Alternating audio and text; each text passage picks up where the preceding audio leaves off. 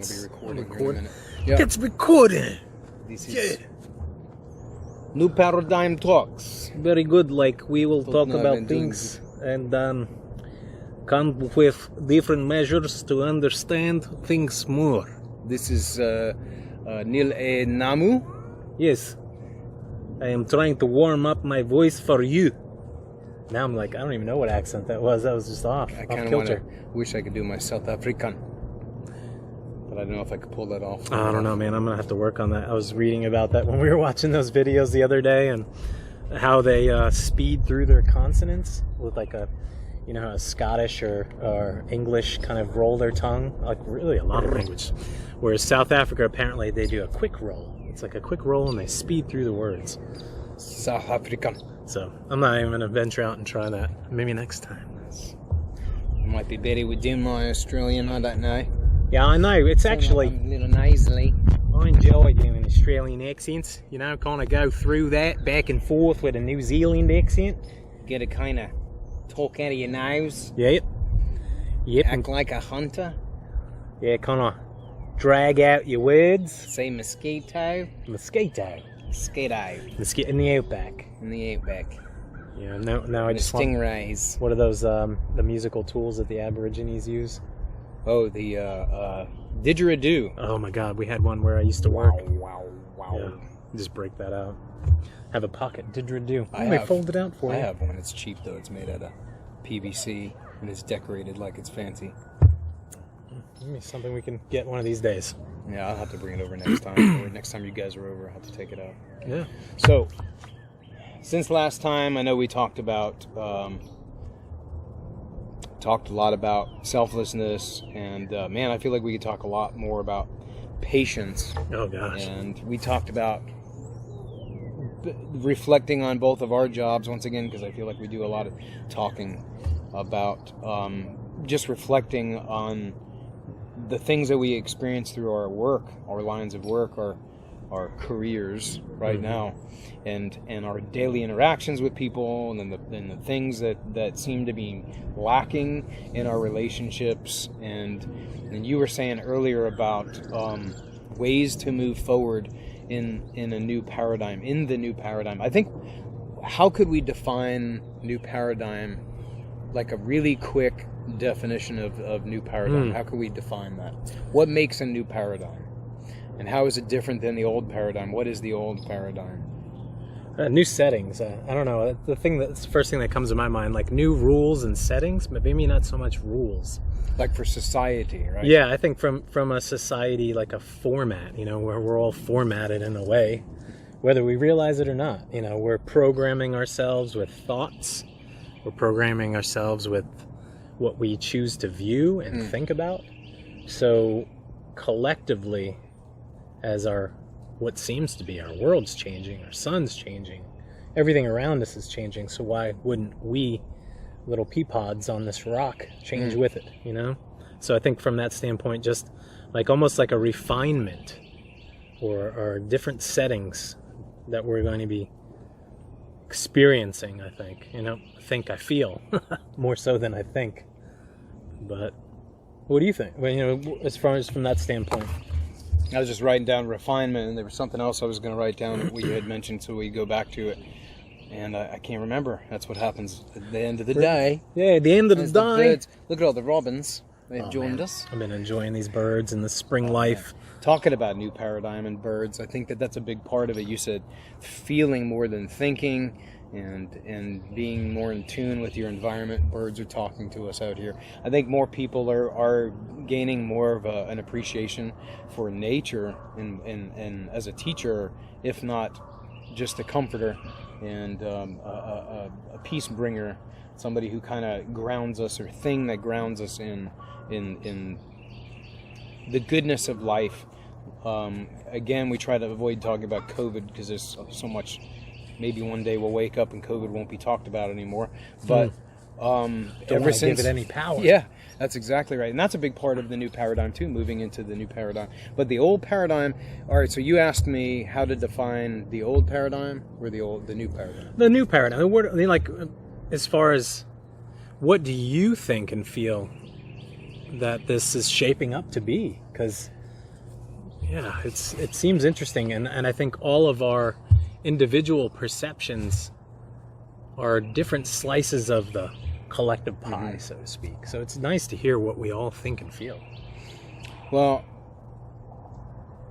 not to get lost in the old paradigm, because I mean that may be different for depending on whose perception it is and how they view where we're coming out of. Ultimately, if we're going to talk about moving forward into a new paradigm, it's more like we talked about last time in seeing ourselves connected and being a part of a bigger picture, and realizing that it's time for us to like we were talking the other day, it's not necessarily killing the ego, but identifying the ego and the imbalances that we have as a species, as human beings, and how ego has kind of thrown us off kilter. Our whole world is suffering because of ego. Now, it's debatable. People will talk about all kinds of religious perspectives, but moving forward into a new paradigm means to me that we learn to appreciate, we tap a whole new level of gratitude and appreciation factor for one another, and understanding that we share everything with everyone and everything. And to me, that's a big part of a new paradigm, is understanding that we're connected. Oh yeah. And I'm going to beat that to death as long as I'm doing these talks, because I just feel really strongly that that's a big part of it. We have to, and whether we're agreeing to disagree or we find common ground, whatever the case may be, if we're moving forward into a new paradigm, we have to keep our minds open. We have to be willing to listen.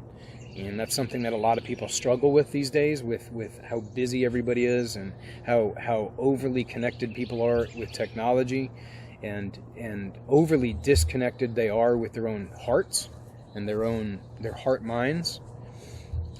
Which I don't want to go off on a tangent here, but I think the other day I was telling you about, looks like he's exploring somebody's raised bed over there. Yeah, hold on. Excuse me for a moment. Noah, come over here, buddy. Thank you. Oh, he's chasing the birds. It's just beautiful. Part of the new paradigm, we're going to chase the birds. That is nothing wrong with that, because especially when it's done in love, like he's doing it.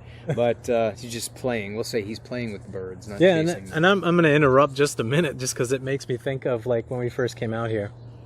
And we're talking about the birds. We're talking about being connected to each other. Mm-hmm. And what is the biggest thing that we have connection to every day, whether we actually take time to make that connection, is the connection to Earth. And when we first walked outside before you were starting to set up, the first thing that Noah said was, listen to the birds. What are they saying? Are they talking to me? It's awesome. And I love that. I love the imagination. And I think that is a huge part of our experience we should never put back in the closet, never put, stow it away. It's a tool for all of us to use to create beautiful things, whether it's in our own mind or it becomes manifested in our world. Imagination is something that I think we can all connect to too.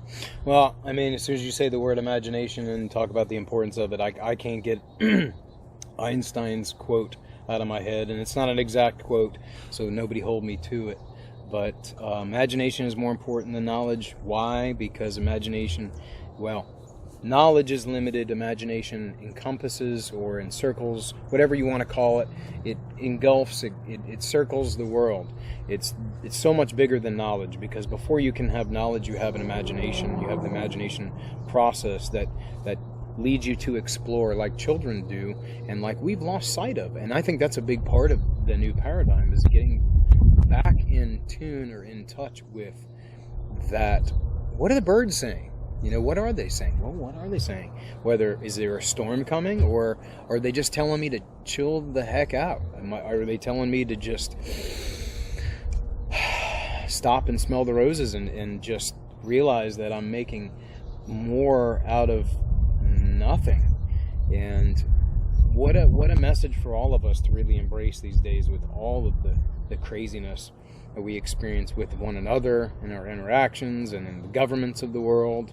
So I don't know. I'm going all over the place because there's so much to talk about with moving forward to a new paradigm.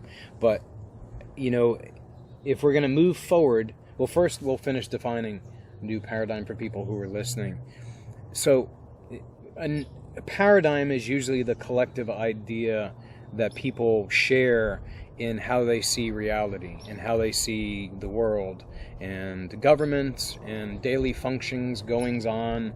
Your reality, your collective reality. That's a paradigm, is the collective reality. In other words, when we're looking at medicine and how we're healing people, people say something like, "Oh, well, if you use this supplement, it will make your body better, or you'll be cured of a certain disease." Oh, well, that's ridiculous. And that's the old paradigm shifting into a new paradigm. Is this bigger? I don't want to say better because that sounds almost like I'm judging other people, but a better insofar as that it's just broader, it's bigger, and it's more open to the possibilities as far as a new paradigm. And if we're going to move forward into a new paradigm, he's looking for the birds. Yeah, they're hiding in the trees. Excuse me, folks, for a second. Hey, Noah, can you please? I know, but you can see him from there. I just want you to make sure you stay in the backyard, okay? So I can make sure I can talk to these folks, have this conversation, and that you're safe, okay? Thank you. Man, parenting, it's a beautiful thing. But, what's awesome about it is that, little ones like him are showing us the way. And I think that's a huge part of the new paradigm, is being able to sit at the feet of children and realize that we have more to learn from them than they have to learn from us. And talk about a new paradigm idea. A lot of people would not like that. They would think, "Oh, well, a child's supposed to be reared and trained up and disciplined." That's a part of any human experience. We have to be disciplined. We have to learn. That's why we need each other. But ultimately, the child's imagination is something we have to carry into the future. No, you're exactly right. And when I'm listening to you say that, I'm just remembering, of course, many parents out there. But one of the biggest things I remember soon after Noah was born was that he was retraining me. And it was a way that I think, some of the things I may have not been aware of, he brought awareness to, because he's in my experience, in my existence. And I think that's something that actually is changing. Mm-hmm. Our existence is, we can choose to be more aware of certain things and actually have them in play in our own lives. Because there's sometimes where I think we get a little too disconnected and miss all the beautiful things that are around us. And I think that the influence of the beautiful things, the positivity, even positive affirmations and statements, creates a more positive world. And I'm kind of just word salad, kind of moving around the subject, because there's a lot to talk about, as there always is. But the main thing is connecting to this rock, this earth, this planet, this living planet. And we seem to have gotten way too far. A majority, I'm speaking for the majority here, way too far disconnected from the very ground under our feet. A couple things that, when you were talking, I was thinking about some of the journaling that I was doing this morning, and thinking about, I don't know how I got on this thought, but I was thinking about when we're kids, the world basically, first and foremost, when we're kids, we want to grow up. And then, of course, most adults, at least through our generation, it's like, look at how big you're getting, emphasizing this growing up. And then we become adults. And then we're like, wow, where did it go? And we lose sight of what that magic was when we were children. And now we just want to go back and be kids again. And I think that's a big part of the disconnect. And then going back to what you were saying about connecting to the rock, the earth, that's a big part of the refinement of the new paradigm, this refinement of understanding who we are and how we connect to our environment. I mean, I don't know how many people still think that we're not impacting our environment. Not to become an activist here all of a sudden, but I do think that it's time for people to really open their eyes and see how we've impacted our environment. And it's not just our environment, it's the people in our environment, because they're connected to the rock too. Mm-hmm. But all of the indigenous peoples throughout all of the times, what is the one thing that they had? A connection with the earth. And it's not like, it doesn't have to be hippy dippy, or we don't have to be on like the movie Avatar, where we're all sitting around a tree chanting and swaying back and forth.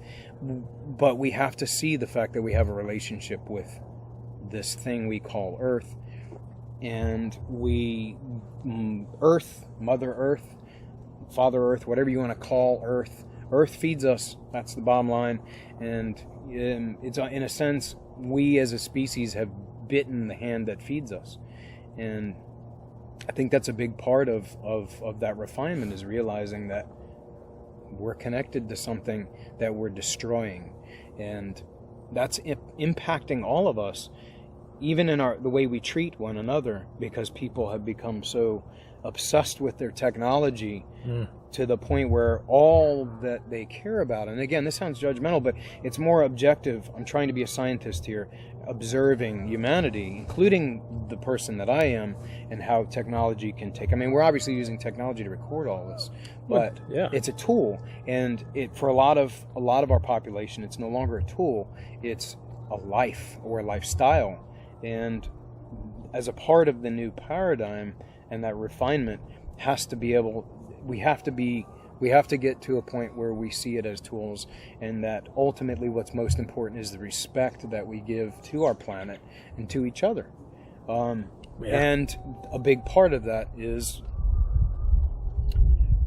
understanding what it is to be the innocence of a child and the imagination process, coupling that together with the wisdom of an adult, of experience. Don't touch the stove, it's going to burn you. Those kinds of things, but still having the innocence and of imagination, where you keep your options open and you don't shut things out or shut things down so quickly because you were never taught it. All right, I'm going off on a tangent here, because there's always tons of stuff to talk about. No, and it's really, I mean, gosh, like as far as cylinders are concerned, we have endless amounts of cylinders we can hit on, so to speak, when it comes to speaking about this. I'm grabbing my jacket here. Yeah, no worries. The sun's starting to go down, getting a little cooler. But yeah, and I always love to bring this up, and my wife Katie, she's like, sometimes she knows it's coming out, because I say this a lot, but it comes down to the ingredients in the pot. And the ingredients are like choices that we make every day on the daily. And there are things we have to do for the most part, but there are things that we choose to do. And what are those choices that you're putting in that pot, or whatever you're using to cook or bake or make something with ingredients? You have to put ingredients into something to make it something else. So can we all start taking that into consideration when we go about our day?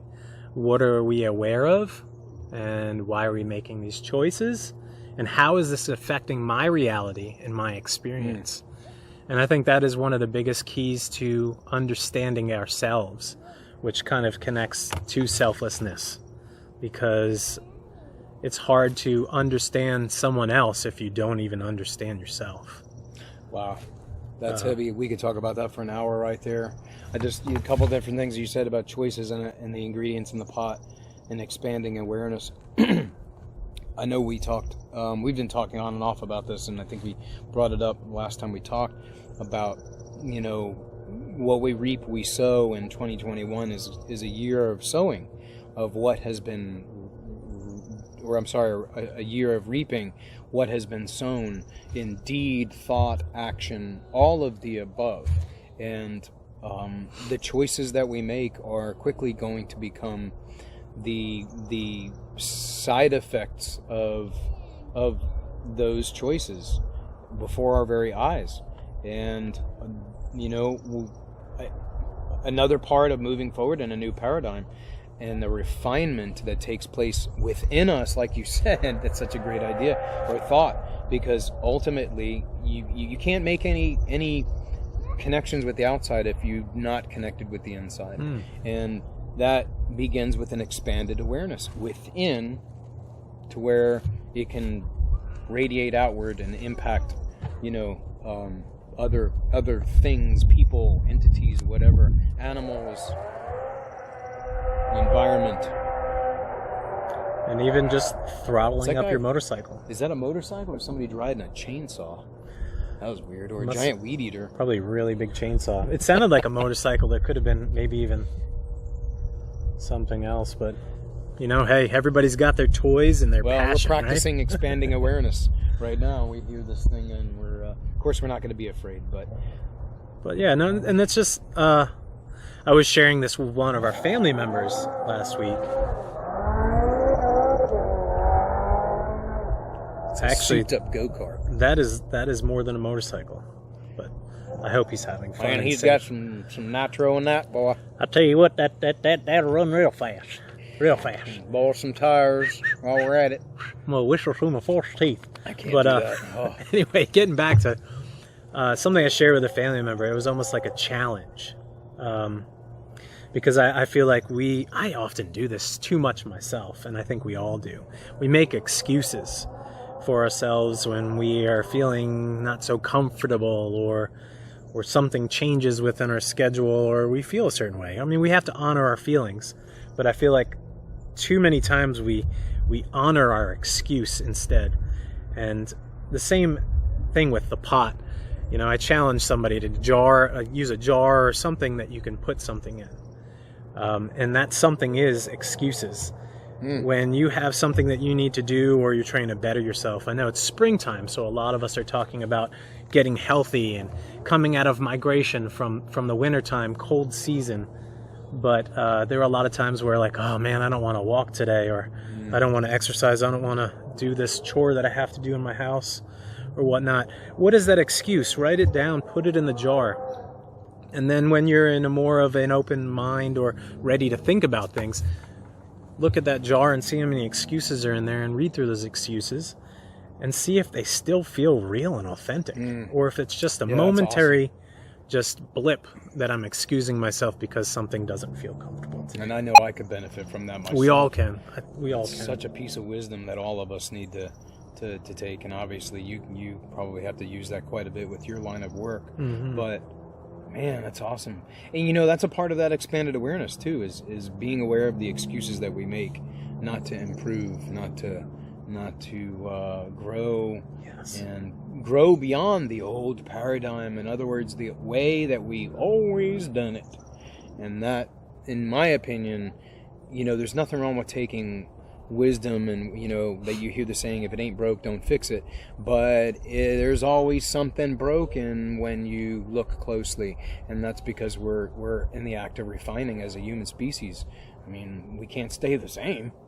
No, we can't. And that's the beautiful thing. Make some positive changes. And you said it, we grow. We continually grow, whether we choose to grow or not. It's like that, when we're children, going back to a small child, a new being in the world, how they're growing, and we're always like, wow, you're getting so big so fast. You're learning so much. Yeah, that's what I was talking about. I mean, the emphasis, and it's, whether people do it out of nerves, or they're just trying to find topic of conversation, or get past an awkward moment. But sorry, I didn't mean to interrupt. But where can we lose the idea, or program, or wherever you want to think of it, that we stopped growing? Because of course, the wintertime I grew outward a little bit, I gained weight, but from an inward standpoint, inward refinement, how are you growing? How are you continuing to grow? Because once again, you're going to grow whether you choose to or not. It's a conscious awareness in growth, or it's unconsciously by default. Absolutely. And I think that's a part of society that I would like to see changed. When you get out of high school, you graduate, you go to college if you choose to, or you get a job, right? You choose to, or you have to. But why does that ever have to stop growth. No, I'm not done growing. I'm still got so much to learn and so much to experience, and especially with a changing paradigm. I don't know what's going to happen next, but I'm excited about it, and I hope you are. No, we need to be excited. We need to be excited because isn't that the way the child perceives? Yes, I'm exactly. excited about change. Now, we could talk about anxiety and fear and all of that, and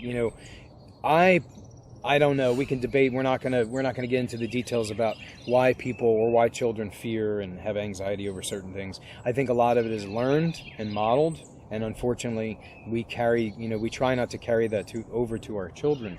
But ultimately, children are fascinating. I once heard a talk Neil deGrasse Tyson gave, and it was a teaching or something, I can't remember, and it was actually a YouTube video the first time I heard it, motivational YouTube video, and he was like, what's the one thing that we lack? And that is that curiosity that drives children.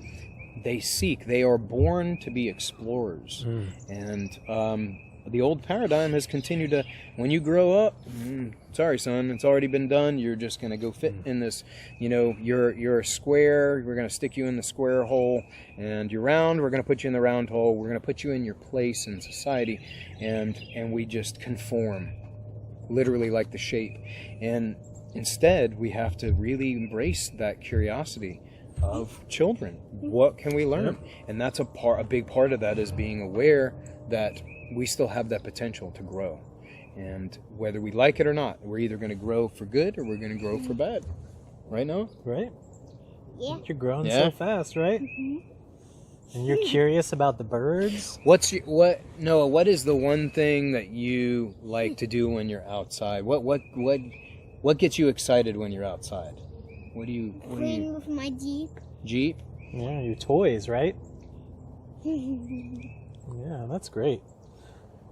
Well, I hope you enjoy playing with those monster trucks and being silly and expressing yourself. Another big part of that creative process is just, he's creating another world with his monster trucks. He's creating, and that's another thing. We're creating, just like you were saying, the excuse jar, the choices that we make, we're creating, constantly creating. We wake up in the morning, what are we thinking about? We're creating the rest of our day. Whether we are aware of it or not, right. We are creating our day. And that's obviously a really big part of moving forward in a new paradigm and expanding our awareness as a part of that new paradigm and growing and embracing curiosity, becoming the explorers, the investigators, obviously keeping an open mind and figuring out together. Yeah, curiosity. For some reason, I'm just sitting here beating up that word in my mind. Oh man, that's a good word. I want to what curiosity means for a child when they see something for the first time, and how can we incorporate that within our adult daily living? And the thing that comes to mind, it's a 2-word phrase, and then you may have even heard it before, but let's start looking and creating more wow moments. The wow factor, huh? And the wow factor, because I feel like that's an integral part to excitement, and it's a pivotal ingredient. Is it growth? Within growth and experience. And gosh, I was just thinking to myself, I think that's gonna be my goal this week. I'm gonna see how many wow moments I can come up with and write them down and make them more bold in my experience. Well, next talk, that's what we'll do is I'm gonna make a note and to keep up with the wow moments, and we'll talk about that. Yeah, sharing wow moments. Our wow moments that we had throughout the days between talks here. I don't know. I gotta pee really badly, so yeah. I think that might be a close good it time to. Well, actually, no. I was just thinking the same thing. That bladder fills up fast when you're drinking sparkling water. Yeah, especially at the end of the day when your head's throbbing and you can't drink enough water because you're tired. But yeah, just closing this out. How can we be more curious before we get to the wow factor? How can we nurture curiosity, creativity, and awareness in the maybe I can say bolstering. I don't know if that's the right word. Yeah. Really Bolstering's perfect. encouraging. It's always hard to pick those right words at the end of the day. How can we push forward a new paradigm? How can we support that through those things? Curiosity, creativity, and a growth and awareness. How can we support a positive change in our world with those things? How can we do that? How can we use those things? So many different words come to mind when I think of those things, whether others have different perceptions and opinions on it, but like I think of respect, I think of love, I think of imagination, I think of passion, I think of myself as an instrument, and I have a beating drum in my chest. I love that. That I listen to because it's my song, so to speak, that goes on every day. I love that. The heartbeat. That's great. But getting back to Song.